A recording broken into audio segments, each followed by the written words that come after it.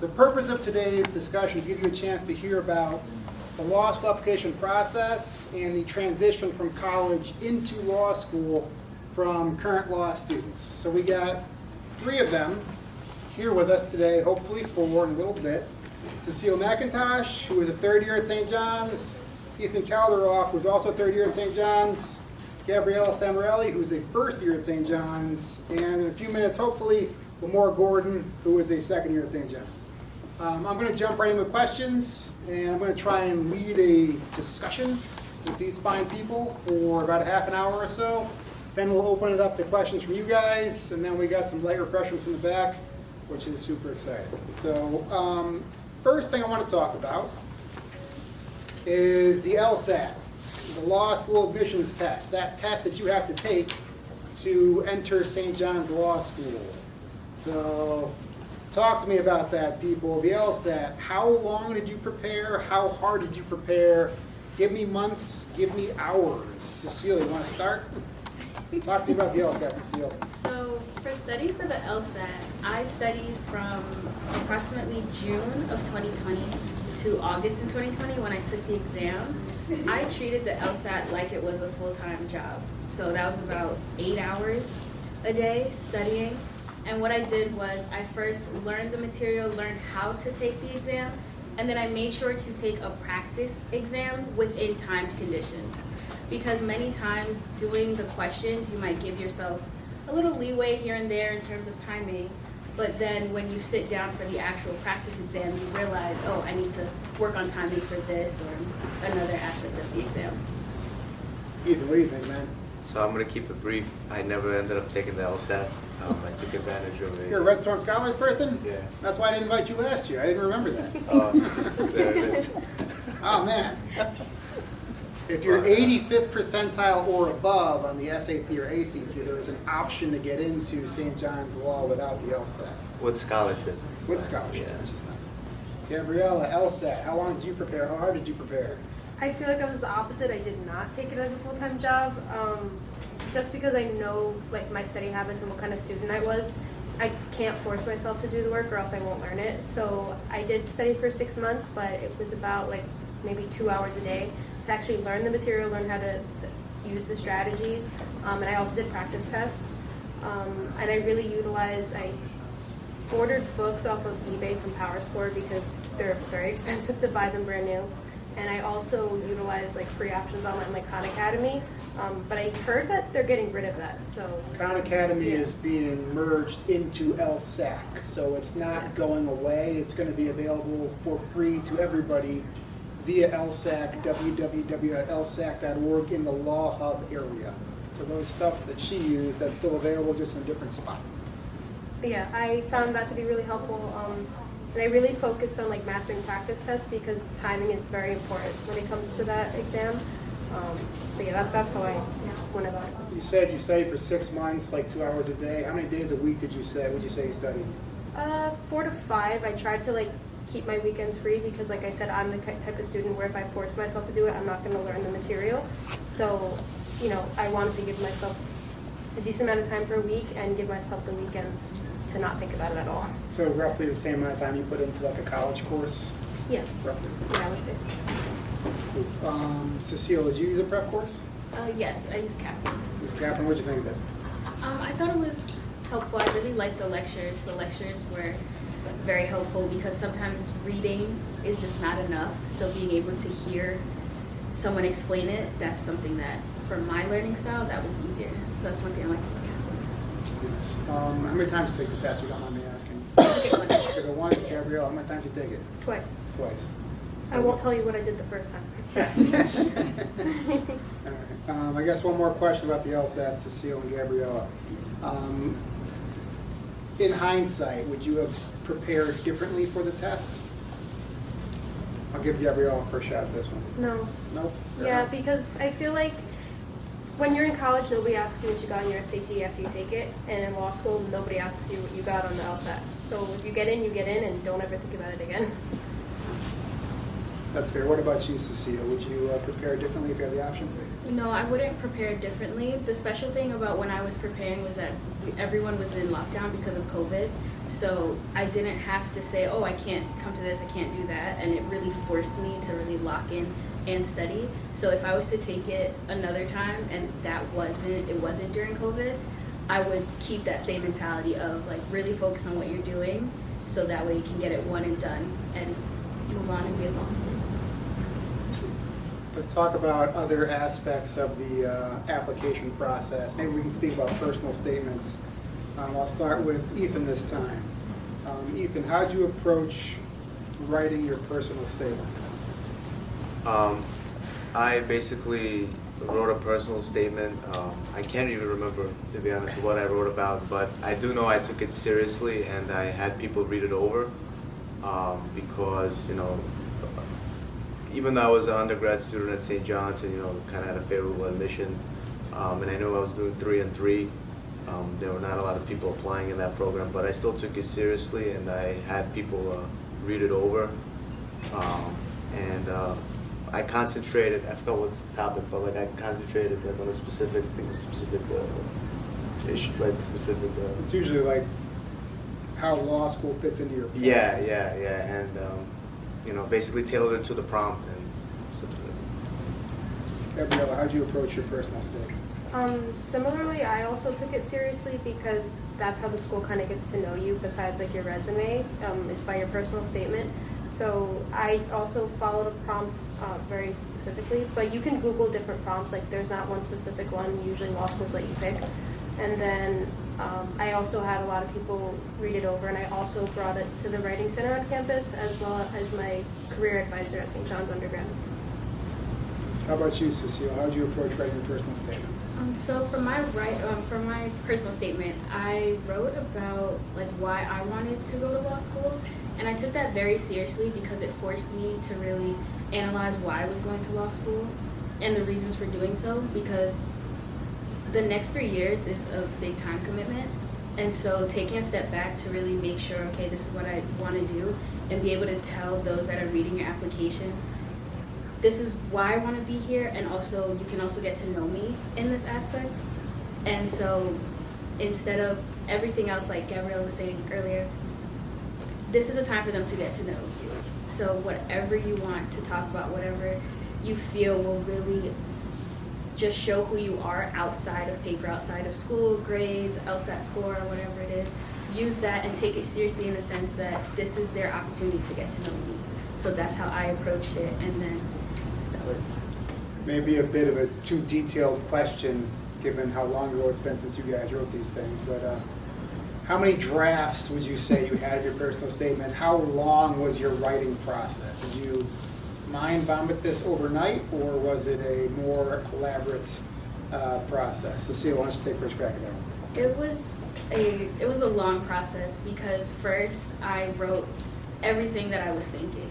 Just like college essay, I was writing, and then I had to edit it and edit it again. Sometimes I'll print out my essay and read it by hand because there are certain things I won't catch while looking at it on my laptop. After I print it out, then I sent it to a professor to look it over, but I also sent it to one of my friends because I wanted to see if they were able to, it was just a different point of view that I wanted from, that's why I asked a friend instead, to see like, are you able to understand why I want to go to law school? Is this making sense from your perspective?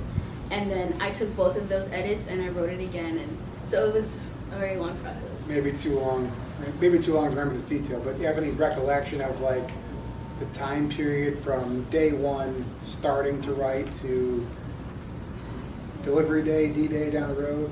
Any sense of how long that took you? I don't remember the exact numbers, but I remember writing it during my, I believe it was fall semester of my junior year. So that's about 3 to 4 months with class and extracurriculars. So if you're working on it, let's say the summer before the application period opens, then it will take a shorter amount of time because you have more time to dedicate to it. Gabrielle, you want to talk about your process for writing, like in terms of logistics? Yeah, I started mine around the same time as when I was a junior. I remember I started it as like a word vomit, like this is what I want to get into the essay. I don't know exactly the details, but this is what I want to get into it. And then I think I ended up with 4 or 5 different drafts in the end, after having like people review it and reread it, and just rereading it myself and seeing what I liked about it and what I didn't like about it, and like really focusing on what I wanted to sell about myself and why I thought that the law school, what would they wanted to see from me. Ethan, you got any thoughts about logistics? Yeah, so I always like when I'm writing an important paper with whatever topic it is, I always handwrite my draft first. So I handwrote my draft, and then I typed it up, and I edited it. I sent it around. And one good thing about I think me and Cecile were around the same time, junior year. That was a COVID year, so a lot of the classes were remote. I think all the classes were remote here at St. John's, so we had a lot of time to work on it and submit it. Let's talk about researching law schools. I know all of us went to St. John's undergrad and went to St. John's Law School. Did any of you guys do material research on your options at other schools? I'm just curious. Yes. Gabrielle, talk to me. What did you do? So originally, before I decided to stay and want to go to St. John's, I originally wanted to do a program where I would get my JD but also my master's in something. So I looked at a lot of law schools that had that program, and I applied to a lot of law schools who had that program. But I ended up staying with St. John's just because I loved the school and I loved everything they had to offer. But I did research other schools that had programs like that. How'd you go about doing that research? So I kind of figured out like where I wanted to go to law school. I'm originally from New Jersey, so I knew I was looking at New Jersey schools and New York schools. And then from there, I narrowed down what schools were in those states, and then I looked at to see what schools had that program option. Which master's were you looking to do? My MBA, but I didn't end up doing it. That's fair. Ethan, you research any schools besides St. John's? No, I knew I was going to do Red Storm, and I knew I was going to go to St. John's, so I just applied to St. John's Law. This leads me to my next question. In hindsight, would you guys have done the research process any differently? We all had a pretty decent landing here at St. John's. I'm not saying we could have done better, but I'm just curious. In hindsight, would you guys have done more research on different school options? Cecile's like, Cecile's like holding back on it. She got some thoughts. I see her head. I did the 3+3 program here at St. John's, so my last year of undergrad was my first year of law school. So I always knew that I was going to go to St. John's Law, but I've heard from different colleagues that if you are looking into a law school, make sure to look into what kind of area of law that you're leaning towards, because different schools have different focuses, whether that's family law or medical malpractice. And if that's something that you know from the jump, that's something that, area of law that you want to start your career in, then you can look towards those schools. But apart from that, to St. John's Law. How about you, Ethan? Any second thoughts? No, I'm very happy with the decision. I didn't even pay him to say that. All right, enough about the law school application process. Let's talk about the transition from college into law school. The volume of work in law school compared to the volume of work in college. Is there any more reading and studying in law school than there is in college? Ethan? Yeah, a lot more. It's a totally different structure, totally different format of just the materials that you get. You're not gonna have like these homework assignments as you do in college. It's more like a midterm and a final. You're gonna have a legal writing class. You get a couple of assignments, and since you guys only have a midterm and a final in law school, that's on you guys to keep doing the studying every week. And I always took it as an approach like I have a final every week, and I just studied all the material that I learned from the previous week and kept adding on and building because it's just so much. You take all these doctrinal classes. Undergrad is more like you do an assignment, you move on to the next one, and then you have a final. But they kind of, they're, depending on the class, it's usually independent. But in law school, it's all one after the other after another. It's you're building up to the end. So if you get lost or you fall back behind, there's no way you could catch up until you do the stuff before. So How would you compare the hours of work you put in law school to the hours of work you put in college? like five times five.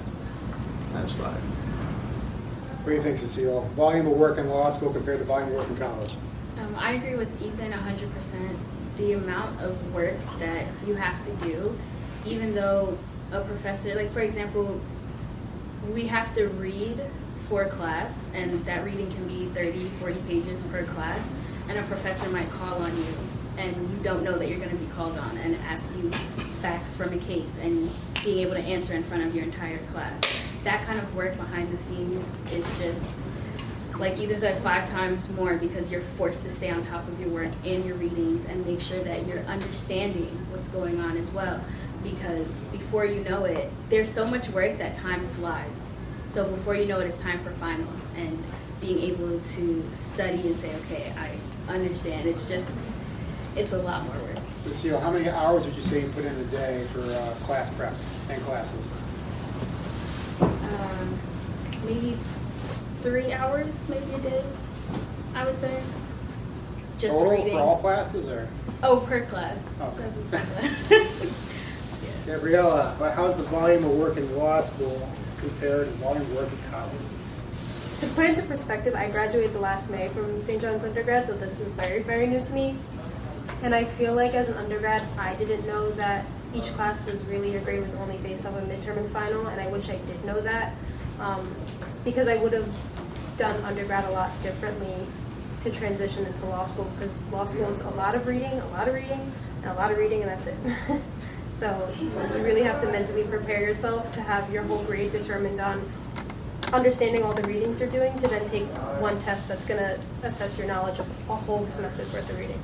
What processes you put in place to take all that reading and turn it into being able to succeed in the final? What else do you do besides read? So I do a lot of there's supplemental readings that your professors will give you to help you understand the topics, but there's also different things that the school provides, there are little guides to help you, and you do outlines and stuff that helps you keep yourself organized. What's an outline? So each week you get your cases that you have to read from your case book, and then from there you put into your outline specific cases and then specific doctrinal law that you need to remember for each case, and then you fill in the little details that you learn from in class, and then also in your own personal reading into that outline. Talk to me about study process, Ethan. What do you do to go from I'm reading my class readings, so I'm supposed to read my class readings, to being prepared to sit for a final exam? What's that process look like? Honestly, for me, I'm a good note taker. So, and I like handwriting my notes, because again, I can go back and I retain information better when I handwrite. Just a lot of people just they're just typing as fast as they could, word for word, and you don't retain anything. But since you write slower, you kind of subconsciously, going over the material. And what I would do is every weekend I would open my notes and just read them, but actively memorize. And then I would do practice questions. Usually, first year, depending on the class, professors usually towards the middle of the semester provide practice questions. And then I don't know if you guys did IRACs, similar. That's the format of all your law school exams. Are going to be essays, multiple choice questions in the form of issue, rule, application, conclusion.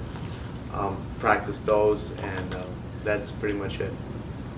You said memorize. Are the law school exams open book or closed book? My year was 50-50. Half of my professors did it in an open book, half of them did it closed. I preferred closed book. Open book, the curve is not as favorable, because everyone does good. But if it's closed and you really study, you're going to get rewarded. Cecile, study process. What do you do to take class readings and prepare to be able to do well on the final exam? So from the class readings and the notes that I have from all the cases, I take out the rule and I make sure that I understand the rule of the case. So whatever facts are not as important, because on the exam it's going to be a fact pattern, and they're going to ask you, what's the issue here, what's the outcome. Maybe the professor might ask you to be a defense attorney for this fact pattern. And so being able to know which rules and which cases to use to help to write that essay on the exam, I make sure that I have my list of rules, and then afterwards, practice. Lots of practice problems, practice exams, and again, in time conditions, because you can get carried away just typing, and then all of a sudden the proctor says you have 15 minutes left. So a combination of all those things to prepare. Let's talk about writing. How does How does a law professor's expectations about the quality of your writing compare to a typical college professor's? Gabrielle, I'll take this back. Come back to me when I think about that. Who wants to take that one?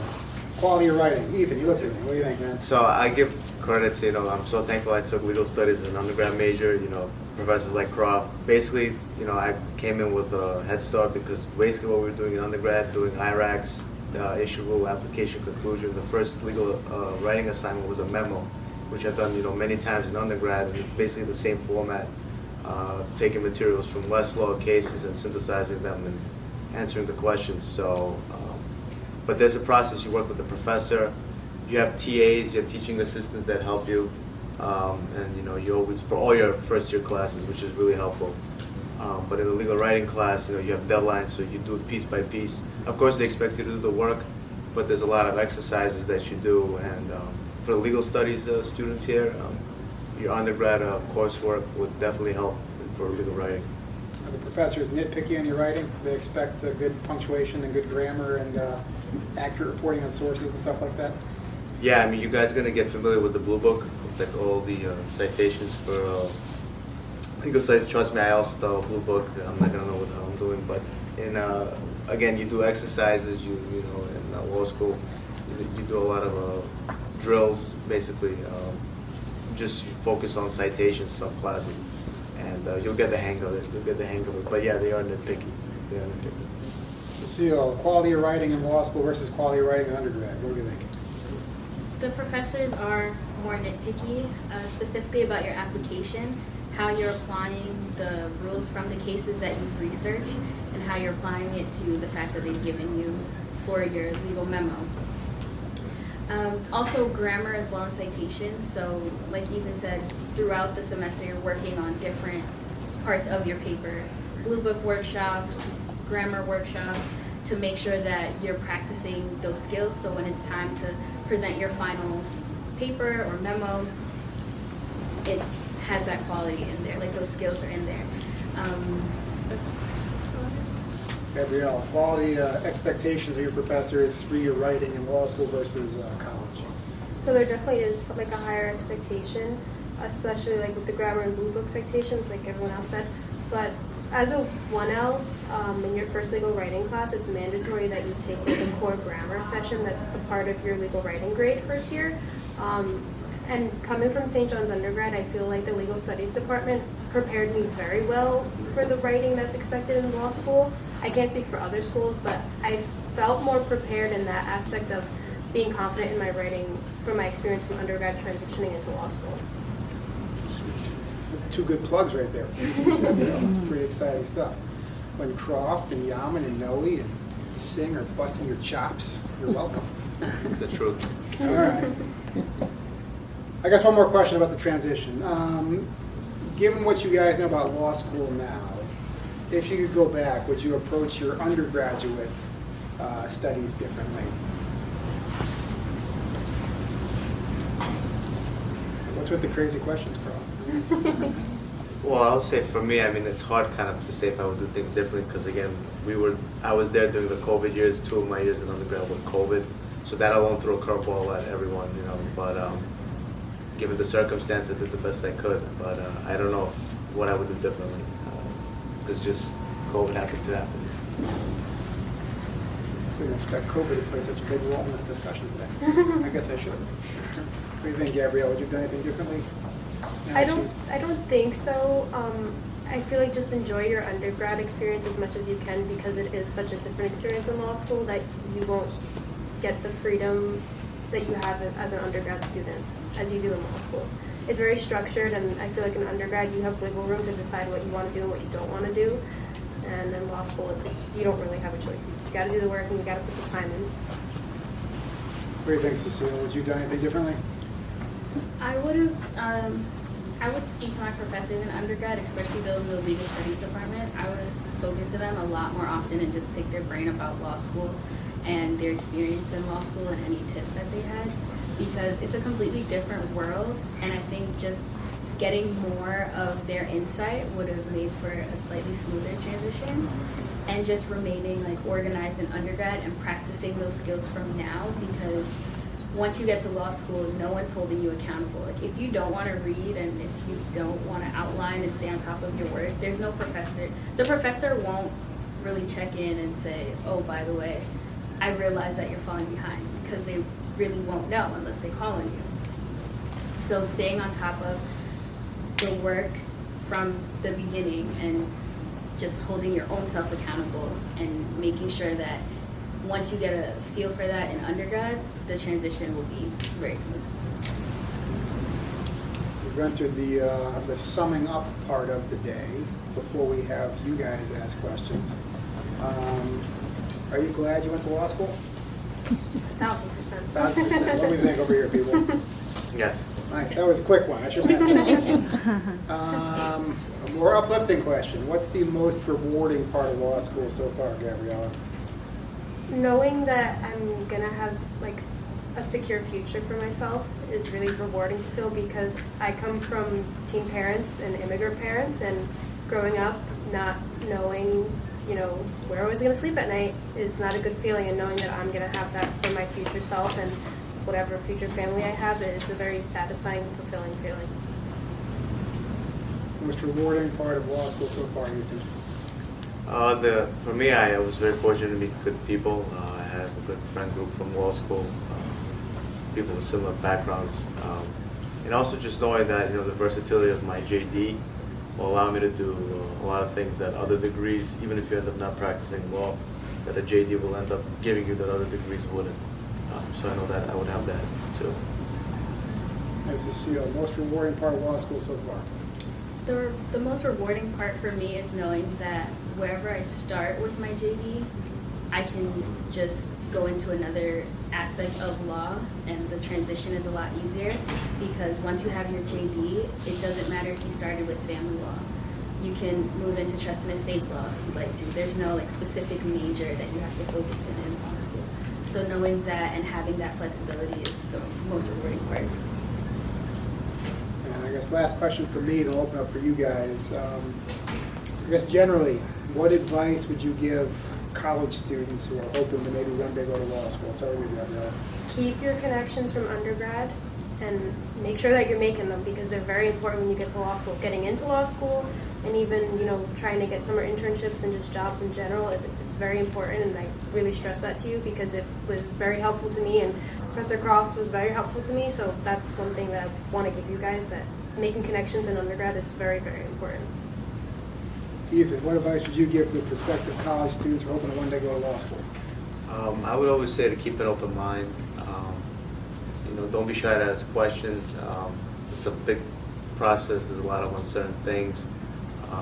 Always also network. I agree with my colleague here. Networking is very important. I've reached out to people in undergrad who I met in classes and professors, you know, because the opportunity presented itself. So again, networking and keeping an open mind. How about you, Cecilia? What advice would you give to college students who are hoping to go to law school? To add to that, I would say just not to doubt yourself. I know that everything we're saying sounds like it's really difficult and it's very tedious. Yes, it is, but just reminding yourself that you are more than capable of being able to go to law school and to survive law school as well, and keeping that in the back of your mind, like not comparing yourself to anyone else, and just be focused on your goal, and then it will come together. All right, I lied. I got one more question. You guys ever have a moment where you sort of got like kicked in the gut by law school, like, oh shit? And how'd you get over it? How do we solve that problem? The swift kick in the teeth that comes about a week into first semester, month in, I don't know, whenever that kick in the teeth comes, how'd you get over it? Cecilia, first one, how'd you get over it? Did you get one of those? I did. Did you have many of those? Yes. How'd you get over it? What's the action plan? So first, I made sure I remembered that they accepted me for a reason. That's something that really helped, was knowing that because they accepted me, like there's potential. Even if I was doubting myself in that moment, that there were others that were like, no, you can do this. And remembering that this also doesn't define me either. Like no one else is gonna remember a cold call that went terribly wrong. I'm the only person that's gonna remember that. And also learning from that mistake. Why did that go wrong, and what can I fix to prevent it from happening again? Ethan, swift kick in the teeth, how'd you get over it?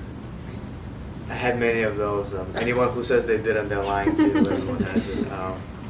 But at the end of the day, I just, How do you I- power through? What do you tell yourself in that moment? I tell myself it was a commitment that I chose to do. Honestly, you're paying tuition, you're in it, you gotta finish, kind of a thing. You're gonna get many of them.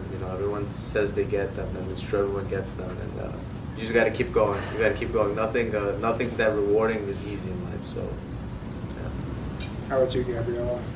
Everybody gets that feeling, and probably many students have the same feeling as you do in the current moment. So you kind of just get over it and you're like, all right, well, if everybody's feeling that way, then I shouldn't feel so bad about it. That's really how I get over it. I have spoken enough. You guys hopefully have questions for our panelists. Who's got a question? We need some questions. My friend. How do you go about applying for scholarships and grants for law school, if they even offer them? So I'll let you guys talk about the LSAT process. Access Lex has a database of scholarships for law school. Access Lex, ACCESSLEX, is the main law school scholarship database. And then you guys want to talk about, is it just FAFSA? How's this? Yeah. Yeah, the Redstone Scholars Program. I mean, if anyone's interested in Redstone Scholars, you apply, and if you get in, you get a scholarship automatically. FAFSA, right? FAFSA? Yeah. Since you are in the Red Scholar program, I was wondering how negotiable the scholarship was, because I actually have read over the requirements and stuff, and I just want to know if you thought it was worth it over taking the LSAT, going through that effort of actually practicing, prepping, getting all the materials ready for the LSAT. Do you think it was more worth it to go in the Red Scholars program or go through the normal method of law school applications? Well, that's a good question. So part of the reason why I did Redstone, because I knew I was going into St. John's Law. That's number one. I didn't want to go to any other law school. And then I knew where the median score was and kind of the scholarship range that I was aiming for that score, and I was around the scholarship range that was given to me that I was going to get with Redstorm, and there was not that big of a difference. And again, the LSAT, that's a huge commitment. As panelists said, that's a full-time commitment. So the pluses outweigh the minuses of going in that program. And there's now no room for negotiating the scholarship, and there's no room for negotiating the criteria. I know a lot of people that want to do it, but if you don't meet that criteria, you just can't go to Redstone. But so it's pretty fine, fixed. Hi, thank you guys so much for coming to speak to us today. I wanted to know, I think a lot of times when you think about law school classes and cold calling, a lot of people think it's very competitive. How would, with your classmates, how would you describe the culture at St. John's Law? Do you think it's competitive? Is it collaborative? How do you feel, do you get along with your classmates? I think it depends on your class, because I feel like my class, there's definitely a group that's very competitive, but I feel like the majority of us want to work together, but at the same time, we all know that none of us know what we're doing. You're kind of all just working through it together and figuring things out. So there's definitely the students that are competitive about it, but majority of the time, I would say that at St. John's, you're working together. What do you guys think? I don't know. I tend to disagree a little bit. I think everyone on the outside kind of is maybe collaborative, but no. Of course, everyone's collaborative in a way. But at the end of the day, you're competing against each other. Do you have to be in your face about it? No. But at the end of the day, it's a ranked system. Scholarships and job opportunities depending on where you finish in the class. But yeah, no one's in your face. I'm higher ranked or no. But at the end of the day, you're competing to be the best that you could be, and you got to know that others, are doing the same thing. What do you think, Cecile, about the culture at St. John's?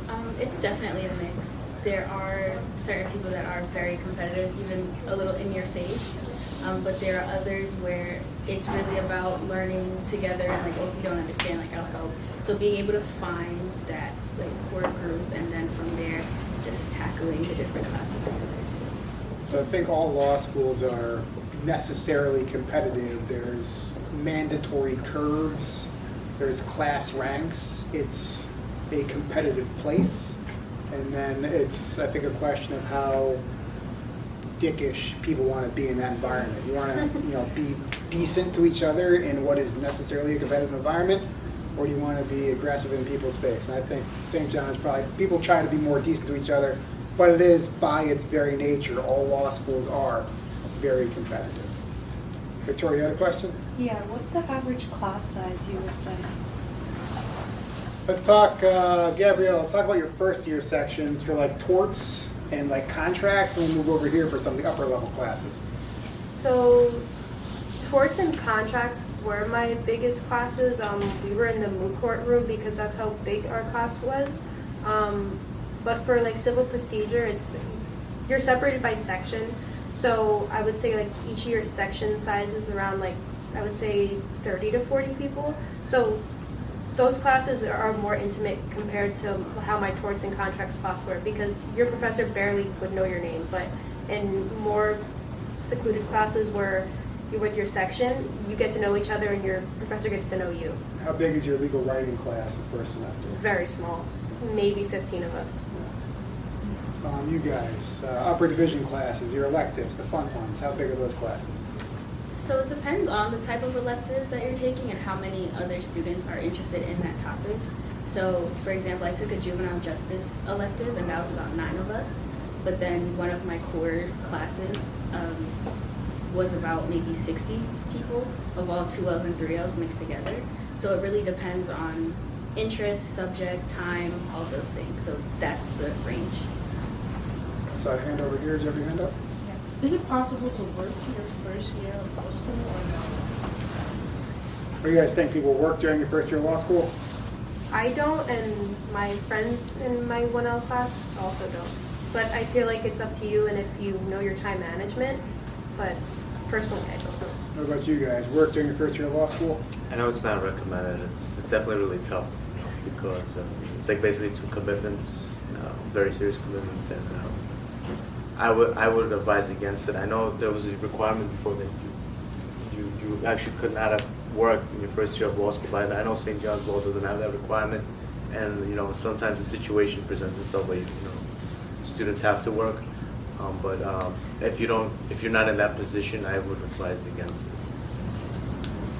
I know someone that started working their first semester of law school, and then by the second semester they said it was just too much because of how demanding that first year is. So the canned advice is get comfortable taking out loans. I know some people are not comfortable with loans. Your first year is rough. Like, you're not going to appreciate how rough it is until you're there. It's friggin' rough. You want to prioritize your classes as much as possible. If you can not be on the street and not work, then don't work. When did you start applying to law schools, and how long did the whole application process take? Apply as early as you possibly humanly can. A professor that I had at undergrad, one word of advice that he gave me that was the most helpful advice I ever got was apply. If you can apply the day the application's open, do it, because all the seats are still open. So there's more of a chance that maybe if you didn't do as great on the LSAT as you wanted to, or if you don't have that great of a GPA, there's still seats open that they can give you the opportunity to go. The later you apply, the less seats there are, and the less likely they're going to look at a student who doesn't have the best GPA, who doesn't have the best LSAT score. So apply as early as you physically can. Yeah, law school admissions are done on a rolling basis. They tend to open up around September 1st. They technically go like till May. I think the advice we like to give, Joyce, is by Thanksgiving. Earlier the better, by Thanksgiving. I'm getting emails from students now hoping to apply for this upcoming semester. It ain't happening. The earlier the better. The earlier the better. Well, I guess this guy, my friend. So have you guys taken on any internships or externships either in your undergrad or in law school? In undergrad, no. I don't really think if I did it would have changed, getting accepted or not to certain schools. But as a 1L, I already got my internship for the summer. I feel like I wouldn't worry about it too much in undergrad from my perspective. Other people might tell you differently, but I didn't think it was like a make or break deal to do an internship or anything in undergrad. How'd you find that summer internship for law school one all year? So the career development office at the law school will give you like a website to use that are alumni that usually try to offer positions and stuff. I did apply to stuff like that, but I found that my own personal connections got me a position that I wanted and something I want to do, and it happened to be paid, which is great because working 1L is near impossible, so getting paid during a summer is, really great. But I wouldn't, like, if you're applying to internships, don't worry about getting paid because it's the experience that really matters, especially for resumes when you're looking for your real job. How about you guys? How did we find summer gigs during law school? Yeah, for my first year, it was through personal contacts. I worked part-time at 2 firms. I also happened to work during undergrad at a firm, at a PI firm, which was really helpful because it showed me that that's the kind of work that you're going to end up doing and the kind of things you'll be learning. So I actually recommend if you could get any legal experience undergrad, that would be good because you may even find out like, hey, listen, I don't even want to do this. And that's the time to find out. That's the time exactly to be like, listen, this is for me or this is not for me. Even if you don't like the area, the specific type of area, just if you like that type of work, because all legal work is basically very similar when you first start out. So that's, I would recommend getting an internship or any part-time legal job while you're in undergrad and have time. How about you, Cecile? How did we find summer work during law school? It was mainly through professors, and if they had any opportunities, they would let the class know, but also meeting with them after class and just seeing if they knew someone that knew someone, and that just networking and meeting different people. What kind of work did you guys do in the summer? I had a judicial internship one of my summers with the judge from family court, and other work was I was an intern for the Children's Law Center. So because I'm interested in pursuing family law, I made sure to really focus on that kind of area of law during the summer. So that way now that post-grad is quickly approaching, I'm sure that that's the area of law I'm working. Yeah, I entered at a med-mal defense firm this past summer, and my first year I entered at 2 firms that did a specific area of healthcare litigation dealing with medical fraud biology. Who's got other questions? People over here? My friend. Sorry, I'm a little late. I'm sorry. In regards to like working in law school, I know it's extremely hard. But let's say if I'm like a paralegal or legal assistant, do you guys think that it will work? Or maybe I shouldn't? You looking to do full-time working? Possibly, yeah. If you're going to be working full-time, then I think the best advice is to look at the part-time law programs. It's just too much work to be a full-time law student and a full-time working person.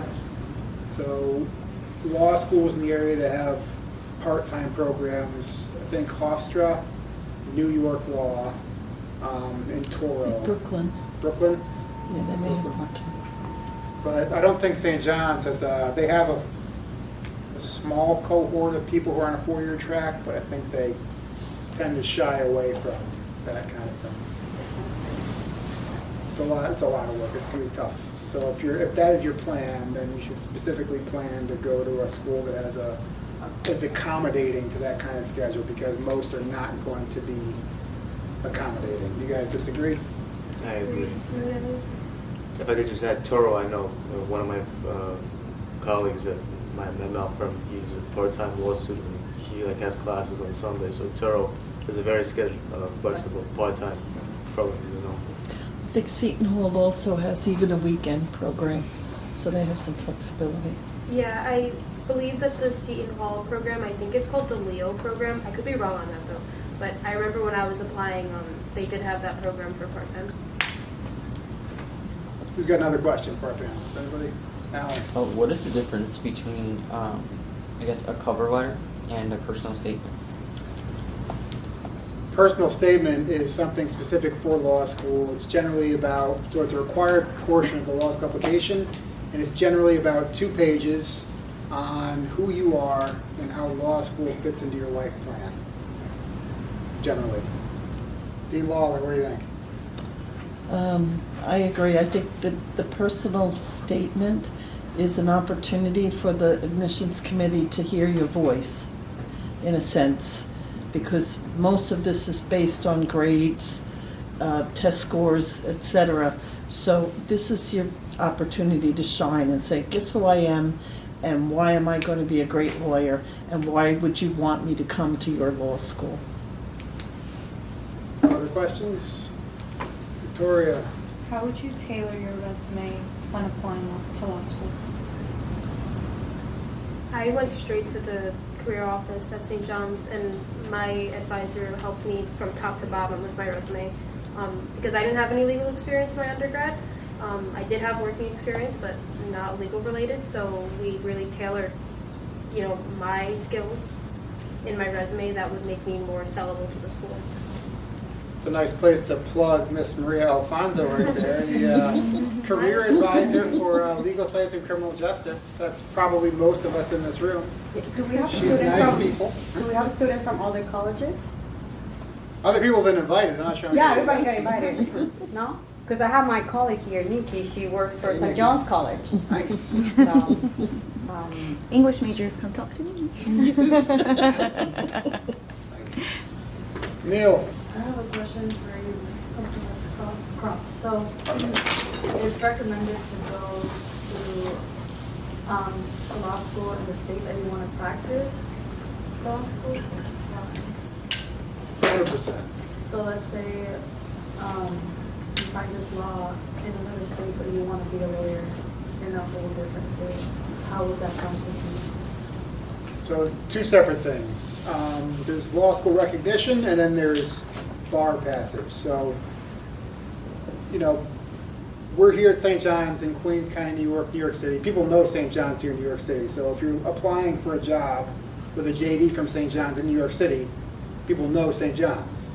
If you're applying in California, not so much. So it's about school recognition. There's a sense in New York that St. John's is a quality New York school.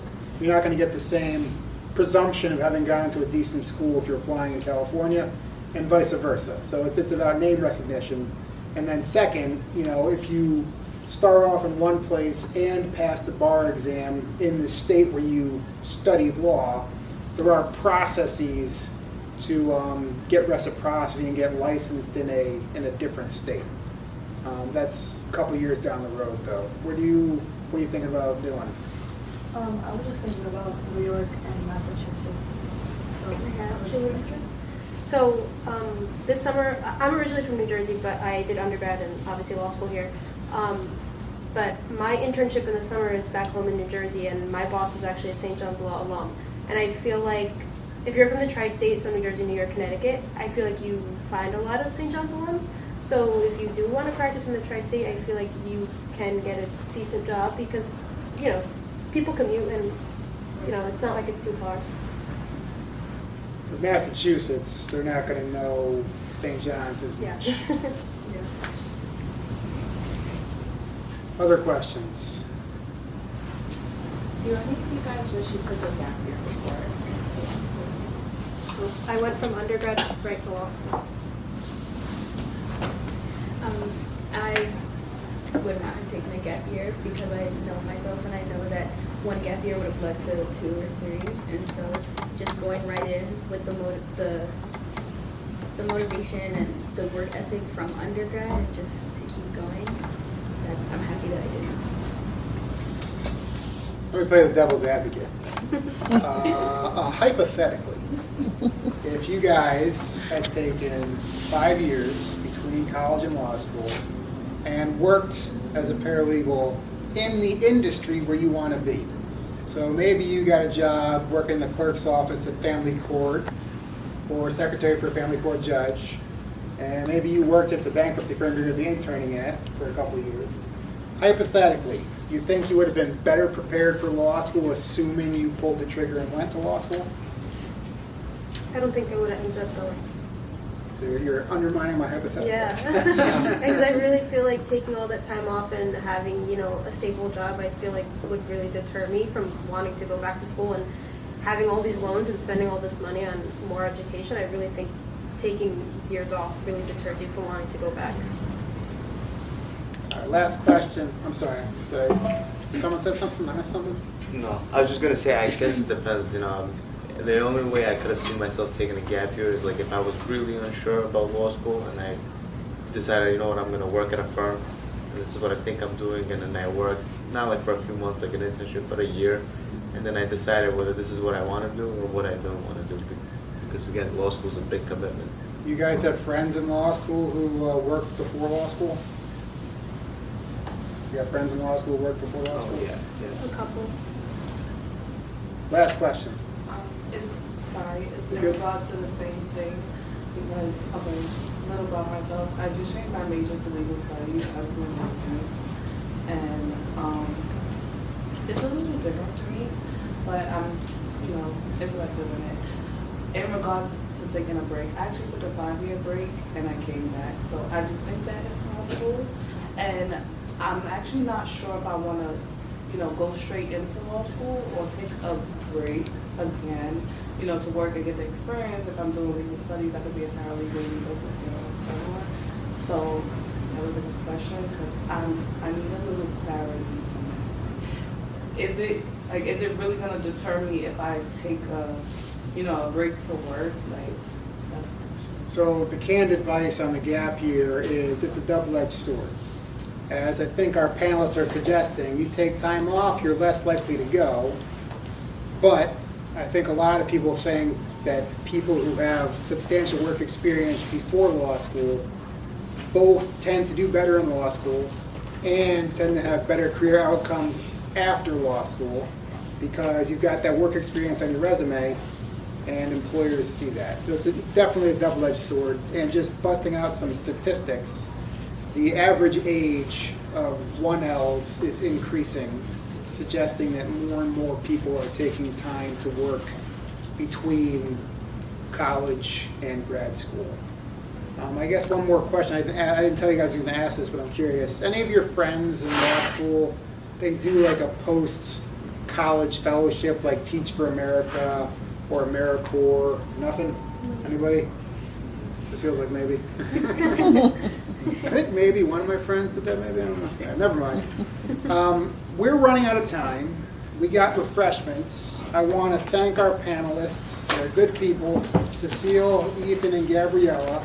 And I want to plug one more thing before we got drinks and cookies and stuff. Speaking of gap years, if you're interested in maybe working as a paralegal between college and grad school, either for the reasons I said or for the reason Ethan said, make sure you like the stuff, we have another panel of recent legal studies graduates who are not yet in law school but have chosen to work as paralegals for a couple years. We got 6 of them coming here to this room on Monday, April 8th, which I'm thinking, I don't know what the hell today is, 3 weeks from today? Does that sound about right? 3 weeks from today, 6 p.m. this room. We got 6 legal studies graduates, 1 or 2 years out of college, working as paralegals, loving life, thinking it's useful, want to come talk to you guys about their experiences. Sound good? Maria? Yeah, no, can I say something else? Just April 4th, we do have the Korea Expo. So please, everybody, all the students are